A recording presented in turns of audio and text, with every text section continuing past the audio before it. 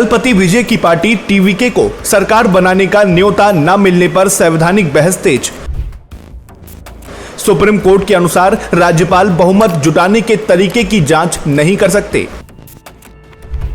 2006 के रामेश्वर प्रसाद फैसले में बिहार में राष्ट्रपति शासन लगाने पर कोर्ट ने लगाई थी फटकार। क्या थलपति विजय के मुख्यमंत्री बनने के रास्ते में राज्यपाल एक बड़ी बाधा बन सकते हैं, या फिर सुप्रीम कोर्ट का वो ऐतिहासिक फैसला उनकी ढाल बनेगा जिसने राजभवन की मनमानी पर हमेशा के लिए लगाम लगा दी थी। नमस्कार, मैं हूं अर्चित और आप देख रहे हैं दैनिक डिजिटल लाइव, ताजा खबरें निष्पक्षता के साथ। तमिलनाडु में थलपति विजय की राजनीति में एंट्री के साथ ही सरकार बनाने के समीकरणों पर बहस छिड़ गई है। चर्चा इस बात की है कि क्या राज्यपाल सबसे बड़ी पार्टी या गठबंधन के दावे को अनदेखा कर सकते हैं। दरअसल चुनावों के बाद सरकार बनाने के लिए सबसे बड़ी पार्टी या गठबंधन को आमंत्रित करने के अलावा राज्यपाल के पास कोई और विकल्प नहीं होता। सुप्रीम कोर्ट की संवैधानिक पीठों ने 1994 के ऐतिहासिक एसआर बोम्मई फैसले से लेकर 2006 के रामेश्वर प्रसाद फैसले तक लगातार यही व्यवस्था दी है कि राज्यपाल ये जांच नहीं कर सकते कि बहुमत का समर्थन कैसे जुटाया गया है। साल 2006 के रामेश्वर प्रसाद फैसले में तो यूपीए सरकार की कड़ी आलोचना की गई थी। ये आलोचना बिहार विधानसभा को भंग करने और राष्ट्रपति शासन लगाने के लिए हुई थी। उस समय राज्यपाल बूटा सिंह की रिपोर्ट में कहा गया था कि जेडीयू और बीजेपी का साथ आना हॉर्स ट्रेडिंग की बू देता है, लेकिन सुप्रीम कोर्ट ने इसे सिरे से खारिज कर दिया था। अदालत ने बोम्मई फैसले का हवाला देते हुए कहा था, अगर ऐसे मनगढ़ंत अनुमानों के आधार पर किसी राजनीतिक पार्टी को चुनाव के बाद सरकार बनाने का दावा करने से रोकने वाले कदम को सही मान लिया गया तो ये हमारे लोकतांत्रिक ताने बाने को ही खत्म कर देगा।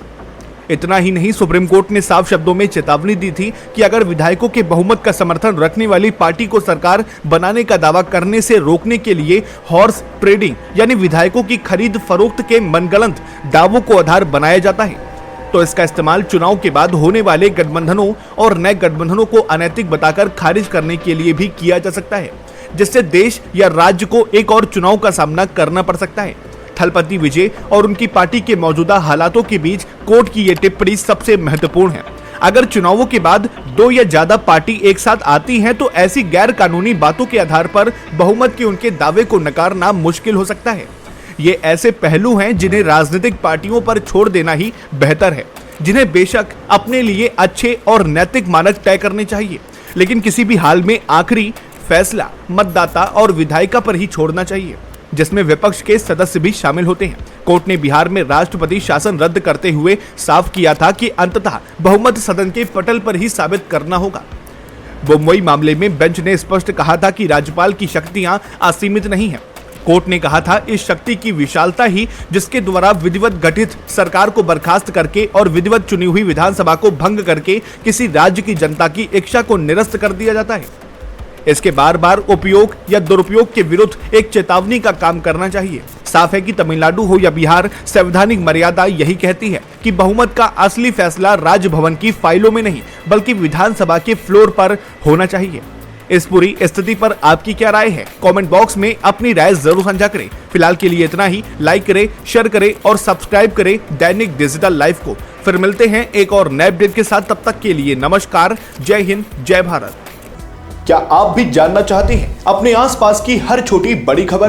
क्या आप भी अपडेट रहना चाहते हैं देश विदेश के हर मुद्दे से? क्या आप भी पाना चाहते हैं खेल जगत की हर ताजा जानकारी? क्या आप भी राजनीति की हर हलचल पर नजर रखना चाहते हैं? और क्या आप जानना चाहते हैं कि आपका आज का राशिफल क्या कुछ कहता है? तो देर किस बात की, अभी सब्सक्राइब करें दैनिक डिजिटल लाइव को और दबाएं बेल आइकन भी, ताकि वीडियो के लेटेस्ट अपडेट्स आपको तुरंत मिल सके। जी हां, बिल्कुल तुरंत। और ध्यान रहे, अगर आप चाहते हैं कि आपके क्षेत्र की ताजा खबरें और स्थानीय मुद्दों को हम अपने चैनल या वेबसाइट के माध्यम से प्रस्तुत करें, या फिर आप पत्रकारिता में अपना करियर बनाना चाहते हैं और हमारे साथ जुड़कर अपनी प्रतिभा को नया आयाम देना चाहते हैं, तो हमारे दैनिक डिजिटल लाइव में आपके लिए विशेष अवसर उपलब्ध है। बिना देर किए नीचे दिए गए नंबर पर संपर्क करें और जुड़े दैनिक डिजिटल लाइव के साथ।